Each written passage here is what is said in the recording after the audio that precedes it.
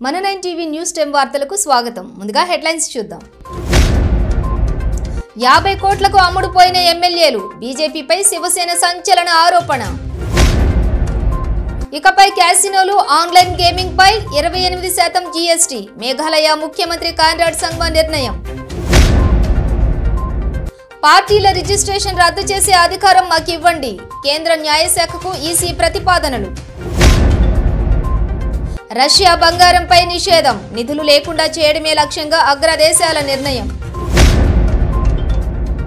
తెలంగాణ పల్లెల్లో గుప్పుమంటున్న గుడుంబ, కేసులకు భయపడని నిందితులు. ఇక వివరాలు చూస్తే, శివసేనపై తిరుగుబావుట ఎగరవేసిన అసమ్మతి ఎమ్మెల్యేలకు కేంద్ర ప్రభుత్వం Y+ భద్రత కల్పించడంపై ఆ పార్టీ తీవ్ర స్థాయిలో విరుచుకుపడింది. బీజేపీ అసలు రంగు బయటపడిందంటూ దుయ్యబట్టింది. ఈ మేరకు శివసేన అధికారిక పత్రిక సామ్నా సంపాదకీయంలో ఘాటు వ్యాఖ్యలు చేసింది. అసమ్మతి ఎమ్మెల్యేలు ఒక్కొక్కరు 50 కోట్లకు అమ్ముడుపోయారంటూ తీవ్ర ఆరోపణలు చేసింది. ఏక్నాథ్ సింధే నేతృత్వంలో గువాహటిలో ఉన్న అసమ్మతి నేతల బృందంలో 15 మంది శివసేన శాసనసభ్యులకు సిఆర్పీఎఫ్ బలగాలతో Y+ భద్రత కల్పించాలని కేంద్రం ఆదివారం నిర్ణయించింది. వారికి ప్రాణహాని ఉండొచ్చన్న కేంద్ర సంస్థల అంచనా మేరకు ఈ భద్రత కల్పిస్తున్నట్లు తెలిపింది. అంతేగాక మహారాష్ట్రలో వారి కుటుంబ సభ్యులకు రక్షణ ఉండేలా గృహాల వద్ద భద్రతా బృందాలను నియమించింది. కేంద్రం చర్యలపై స్పందించిన శివసేన తమ సామ్నా సంపాదకీయంలో భాజపాపై తీవ్ర స్థాయిలో ధ్వజమెత్తింది. భాజపా అసలు రంగేంటో ఇప్పుడు బయటపడింది.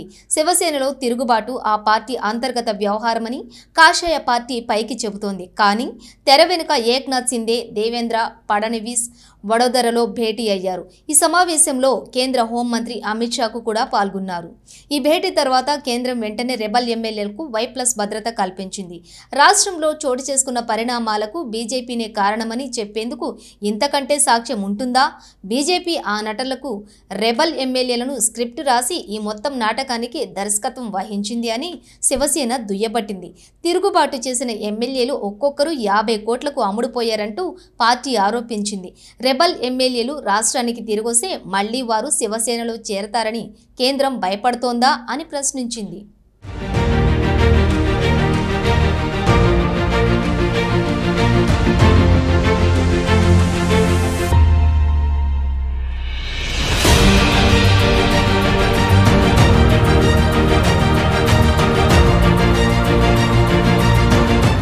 క్యాసినోలు, ఆన్లైన్ గేమింగ్, గుర్రపు పందాలపై 28% జీఎస్టీ విధించాలన్న ప్రతిపాదనపై ఈ నెల 28, 29 తేదీల్లో జరగబోయే జీఎస్టీ మండలి సమావేశం చర్చించే అవకాశం ఉంది.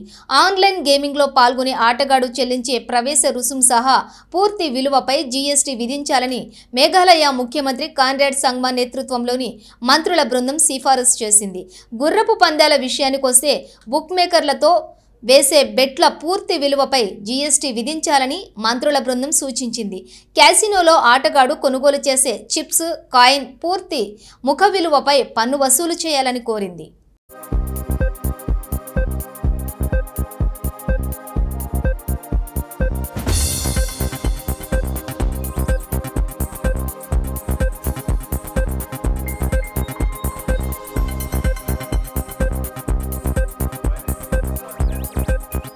రాజకీయ పార్టీల రిజిస్ట్రేషన్ను రద్దు చేసే అధికారం తమకు ఇవ్వాలని కేంద్ర న్యాయ మంత్రిత్వ శాఖను కేంద్ర ఎన్నికల సంఘం కోరింది. నమోదు చేసే అధికారాన్ని ఎన్నికల సంఘానికి ఇచ్చినప్పుడు రద్దు చేసే అధికారాన్ని కూడా ఇవ్వాలని అభిప్రాయపడింది. ఎన్నికల సంఘానికి ఈ అధికారాన్ని ఇస్తే అక్రమాలకు పాల్పడే రాజకీయ పార్టీలను నిరోధించవచ్చని పేర్కొంది. ఆదాయ పన్ను నుంచి మినహాయింపు పొందేందుకు కొందరు రాజకీయ పార్టీలను నమోదు చేసుకుంటున్నారని ఈసీ పేర్కొంది.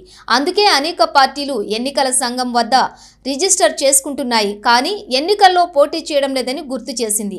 రాజకీయ పార్టీల రిజిస్ట్రేషన్ రద్దు చేసే అధికారం కేంద్ర ఎన్నికల సంఘానికి ఇచ్చేటట్లు ప్రజా ప్రాతినిధ్యం చట్టాన్ని సవరించాలని కేంద్ర న్యాయ మంత్రిత్వ శాఖను ఎన్నికల సంఘం కోరింది. ప్రస్తుతం దేశంలో 8 జాతీయ పార్టీలు, 50కి పైగా ప్రాంతీయ పార్టీలు కేంద్ర ఎన్నికల సంఘం వద్ద గుర్తింపు పొందాయి. 2800 పార్టీలు కేంద్ర ఎన్నికల సంఘం వద్ద రిజిస్టర్ చేసుకున్నాయి.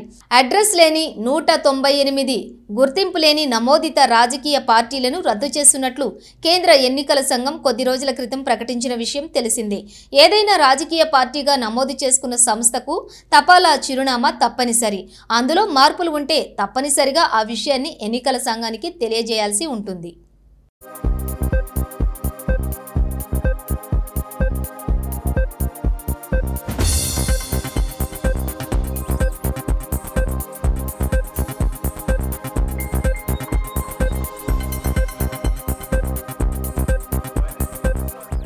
రష్యా బంగారంపై యూకే, అమెరికా, కెనడా, జపాన్లు నిషేధం విధించనున్నాయి.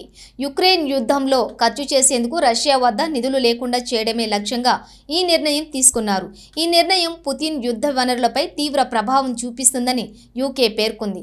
2021లో రష్యా $15.4 బిలియన్ విలువైన స్వర్ణాన్ని ఎగుమతి చేసింది. యుద్ధం ప్రారంభం కావడంతో రష్యా సంపన్నులు దీని కొనుగోళ్లను గణనీయంగా పెంచారు. జర్మనీలోని G7 భేటీ జరగనున్న సమయంలో ఈ పరిణామాలు చోటు చేసుకోవడం గమనార్హం. రష్యా బంగారాన్ని నిషేధించిన జాబితాలో G7 దేశాలైన జర్మనీ, ఫ్రాన్స్, ఇటలీ కూడా చేరాలని అమెరికా అధ్యక్షుడు జో బైడెన్ సూచించారు.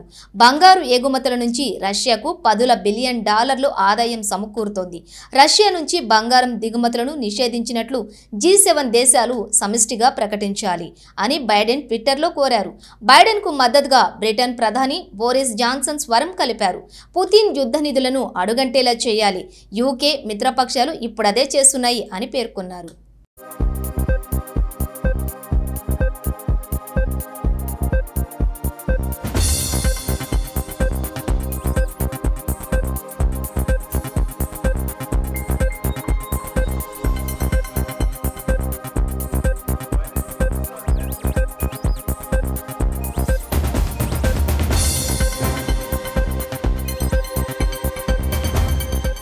పల్లెల్లో గుడుంబ గుప్పుమంటోంది. చాలా మంది బానిసలవుతున్నారు. అనారోగ్యాన్ని కొని తెచ్చుకుంటున్నారు. ఆబ్కారీ శాఖ నిఘా పెట్టింది. స్థావరాలపై దాడులు చేస్తుంది. పెద్ద ఎత్తున జరిమానాలు విధిస్తున్నారు. తహసీల్దార్ల ముందు బైండ్ ఓవర్ చేస్తున్నారు. అయినా తయారీదారులు, విక్రయదారులు మారడం లేదు. కేసులు నమోదు చేస్తున్నా బెదరడం లేదు. అదే తంతు కొనసాగిస్తున్నారు. రాష్ట్ర ప్రభుత్వం నాటుసారాపై ఉక్కుపాదం మోపుతోంది. ఎక్సైజ్ శాఖ దాడులు తీవ్రతరం చేసింది. ప్రత్యేక బృందాలుగా ఏర్పడి తనిఖీ చేస్తున్నారు. తయారీదారులు మాత్రం కొత్త పోకడలను అవలంబిస్తున్నారు. రహస్యంగా ఉండేందుకు నూతన పంతాను ఎంచుకున్నారు. గుడుంబా తయారీకి ముందు బెల్లాన్ని పెద్ద పెద్ద డ్రమ్ముల్లో నానబెట్టి పానకంగా తయారు చేస్తారు. వీటిని ఎవరికీ కనిపించకుండా వ్యవసాయ భూముల్లో చాలా లోతు తవ్వి పాతి పెడుతున్నారు. కొద్ది రోజుల తర్వాత పానకం తీసుకొచ్చి దగ్గరలోని ప్రదేశంలో నాటుసారా తయారు చేస్తున్నారు.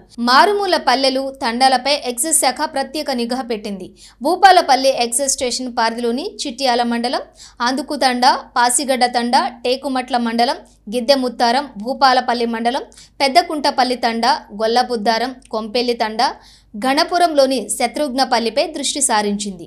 కాటారం ఎక్సైజ్ స్టేషన్ పరిధిలో గట్లకుంట, కొత్తపల్లి తండ, గుమ్మలపల్లి, మహదేవ్పూర్ మండలంలోని అంబట్పల్లి, సూరారం, రాపెల్లి కోట్ల గ్రామాలలో తనిఖీలు చేపడుతున్నారు.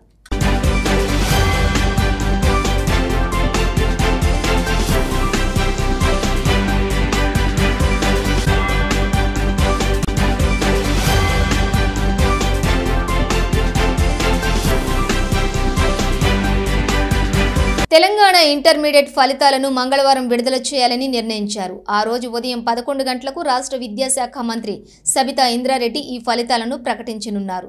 రాష్ట్రంలో ఇంటర్మీడియట్ వార్షిక పరీక్షలను మే 6వ తేదీ నుంచి 24వ తేదీ వరకు నిర్వహించిన సంగతి తెలిసిందే. ఇంటర్ ప్రథమ, ద్వితీయ సంవత్సరం విద్యార్థులు 9.07 లక్షల మంది ఉన్నారు. కాగా ఈ ఫలితాలను ఆమోదిత వెబ్సైట్లోని విద్యార్థులు చూడవచ్చని అధికారులు ప్రకటించారు. కాగా 10వ తరగతి పరీక్షా ఫలితాలను 30న లేదంటే జూలై 1వ తేదీన విడుదల చేసే అవకాశాలున్నాయని ప్రభుత్వ వర్గాలు వెల్లడించాయి.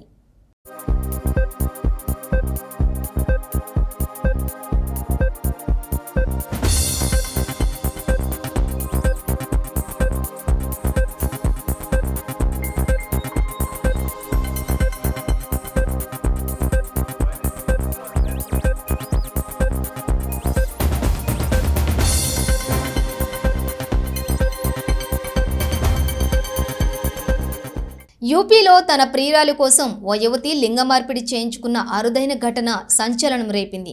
తోటి స్నేహితురాలైన యువతితో ప్రేమలో పడిన మరో యువతి ఆమెతో కలిసి కాపురం చేసేందుకు వీలుగా లింగ మార్పిడి శస్త్రచికిత్స చేయించుకున్న ఉదంతం ఉత్తరప్రదేశ్ రాష్ట్రంలోని ప్రయాగ్రాజ్ నగరంలో సోమవారం వెలుగు చూసింది. ప్రయాగ్రాజ్ నగరానికి చెందిన ఇద్దరు యువతులు లెస్బియన్లు. వారు కలిసి జీవితం గడుపుదామని ప్రమాణం చేసుకున్నారు. అయితే వారి సంబంధాన్ని రెండు కుటుంబాలు అంగీకరించకపోవడంతో వారిలో ఓ మహిళ తన లింగాన్ని మార్చుకోవడానికి శస్త్రచికిత్స చేయించుకున్నారు. తన జీవిత భాగస్వామి అయిన తోటి స్నేహితురాలి ప్రేమలో ఉన్న యువతి భవిష్యత్తులో అడ్డంకుల నివారణకు వీలుగా లింగ మార్పిడి చేయించుకుంది. ప్రయాగ్రాజ్లోని స్వరూప్ రాణి నెహ్రూ హాస్పిటల్లోని వైద్యుల బృందం యువతి శరీర పైభాగాలు, ఛాతీ పునర్నిర్మాణానికి వీలుగా లింగ మార్పిడి శస్త్రచికిత్స చేసింది. శస్త్రచికిత్సకు మరో 1.5 ఏళ్ల సమయం పడుతుందని, ఆ తర్వాత యువతి పురుషుడిగా మారుతుందని వైద్యులు తెలిపారు. లింగ మార్పిడి చేయించుకున్న యువతికి టెస్టోస్టెరాన్ రీప్లేస్మెంట్ థెరపీ ఇస్తామని, దీనివల్ల ఛాతీ భాగంలో వెంట్రుకలు మొలుస్తాయని వైద్యులు చెప్పారు.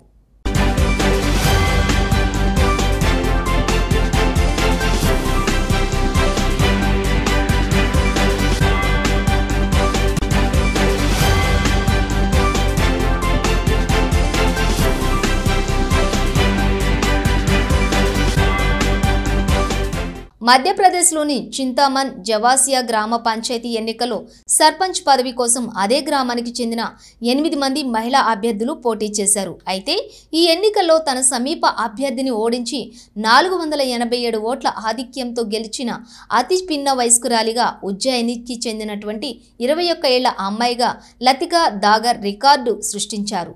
లతికా మాస్ కమ్యూనికేషన్లో పోస్ట్ గ్రాడ్యుయేషన్ డిప్లొమా చేశారు. ఈ మేరకు ఆమె మాట్లాడుతూ గ్రామ అభివృద్ధికి కృషి చేయడమే తన లక్ష్యంగా ఈ పంచాయతీ ఎన్నికల్లో పోటీ చేశానని చెప్పారు. అంతేకాదు ఆమె మేనిఫెస్టోలో తాగునీరు, డ్రైన్, వీధి లైట్లు సమస్యలను పరిష్కరిస్తానని, ఇళ్లు లేని కుటుంబాలకు గృహ నిర్మాణ పథకం ద్వారా లబ్ధి చేకూరుతుందంటూ పలు రకాల హామీలు ఇచ్చి మరీ గెలుపొందారు. అంతేకాదు 3 అంచెల పంచాయతీ ఎన్నికల్లో గెలిచిన మధ్యప్రదేశ్లోని అతి పిన్న వయస్కురాలైన మహిళా సర్పంచ్గా రికార్డు సృష్టించింది. ఆమె ఈ రికార్డును యాదృచ్ఛికంగా తన పుట్టినరోజుకు ఒక రోజు ముందు ఈ రికార్డును కైవసం చేసుకోవడం విశేషం.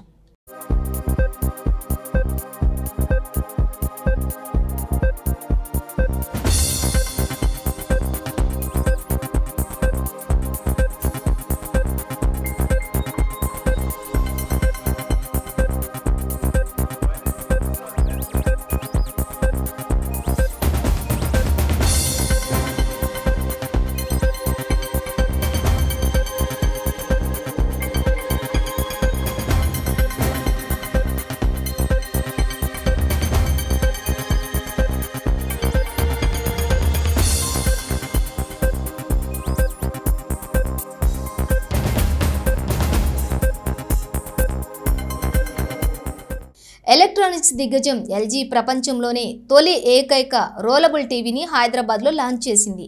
ఎల్జీ సిగ్నేచర్ ఓలెడ్ ఆర్ టీవీతో హైదరాబాద్ మార్కెట్లో అడుగుపెట్టింది. భవిష్యత్తులో డిస్ప్లే టెక్నాలజీలో ఇదొక ముందడుగని లాంచింగ్ సందర్భంగా కంపెనీ వెల్లడించింది. అంతేకాదు హోమ్ ఎంటర్టైన్మెంట్ విభాగంలో విప్లవాత్మకమైన టీవీ ఇది అని ఎల్జీ ప్రకటించింది. కస్టమర్లకు ఇంట్లోనే థియేటర్ అనుభవాన్ని అందించే డాల్ఫీతో టెక్నాలజీతో 42 అంగుళాల నుంచి 97 అంగుళాల స్క్రీన్ సైజులో లాంచ్ చేసింది. ఇది లగ్జరీ టీవీ. అవసరం లేనప్పుడు ఈ టీవీని బాక్స్లో మడిచిపెట్టేయొచ్చు అని LG electronics India business head Girishan Gopi చెప్పారు. భారతదేశం అంతటా కనీసం 1000 టీవీలను విక్రయించాలనే లక్ష్యంగా పెట్టుకున్నామని తెలిపారు. అంతర్జాతీయంగా ముఖ్య ఆవిష్కరణల్లో ఇదొకటి. ఆన్ చేయగానే వెడల్పాటి సౌండ్ సిస్టమ్ నుంచి 65 అంగుళాల టీవీ వెలుపలికి వస్తుంది. ఆఫ్ చేయగానే దానంతటా అదే చుట్టుకుంటూ పెట్టెలోకి వెళ్ళిపోతుంది. సెల్ఫ్ లైట్ పిక్సెల్ టెక్నాలజీ కారణంగా ఇలా వీలవుతుందని కంపెనీ తెలిపింది. దీని ధర 75 లక్షలుగా కంపెనీ నిర్ణయించింది.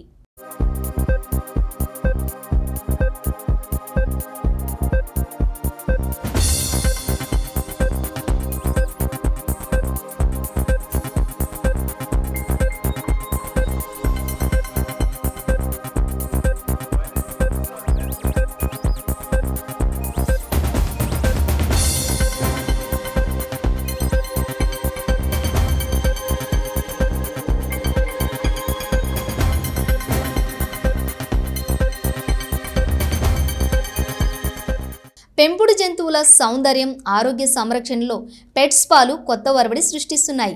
ఒకప్పుడు కాస్మోపాలిటన్ నగరాలకే పరిమితమైన పెట్ గ్రూమింగ్ సేవలు రాష్ట్ర వ్యాప్తంగా విస్తరిస్తున్నాయి. విజయవాడ, గుంటూరు, విశాఖపట్నం వంటి నగరాల నుంచి వాటి చుట్టుపక్కల ప్రాంతాలకు ఇంటి వద్దకే గ్రూమింగ్ సేవలు అందుబాటులోకి వచ్చాయి. గతంలో ఇష్టంగా పెంచుకునే జంతువులకు ఆరోగ్యం బాగోపోతే వెటర్నరీ ఆసుపత్రులకు పరిగెత్తే యజమానులు ఇప్పుడు అలాంటి సమస్యలు రాకుండా ముందస్తుగా పెట్ గ్రూమింగ్ సెంటర్లను ఆశ్రయిస్తున్నారు. ఇందులో పెట్ సైజును బట్టి ఫీజు వసూలు చేస్తున్నారు. ఒక్కసారి మాత్రమే అయితే 500 నుంచి 1900 వరకు, నెలవారీ ప్యాకేజీ అయితే 1500 నుంచి 5000 వరకు రేట్లు నిర్ణయించారు. కేవలం హెయిర్ కత్తిరించేందుకు 600 నుంచి 1900 వరకు తీసుకుంటున్నారు. పెరుగుతున్న చిన్న చిన్న కుటుంబాలు, రెట్టింపు ఆదాయం, జీవనశైలి మార్పులతో ప్రతి ఒక్కరూ జంతువుల పెంపకంపై ఆసక్తి చూపిస్తున్నారు. ఇందులో ప్రథమ స్థానంలో శునకాలు ఉండగా తర్వాతి స్థానంలో పిల్లులున్నాయి. అమెరికా, యూరప్ వంటి దేశాలకు మాత్రమే పరిమితమైన పిల్లుల పెంపకం ఇక్కడ చిన్న పట్టణాలకు కూడా విస్తరించింది. ఓ సర్వే ప్రకారం దేశంలో దాదాపు 3 కోట్ల పెంపుడు కుక్కలున్నాయి. ఏటా 6 లక్షల కుక్కలను దత్తత తీసుకుంటున్నట్లు గణాంకాలు చెబుతున్నాయి. భారతీయుల్లో ప్రతి 10 మందిలో 6 పెంపుడు జంతువుల యజమానులుగా ఉంటున్నారు. విజయవాడ చుట్టుపక్కల ప్రాంతాల్లోనే 30,000 పెంపుడు కుక్కలుండడం గమనార్హం.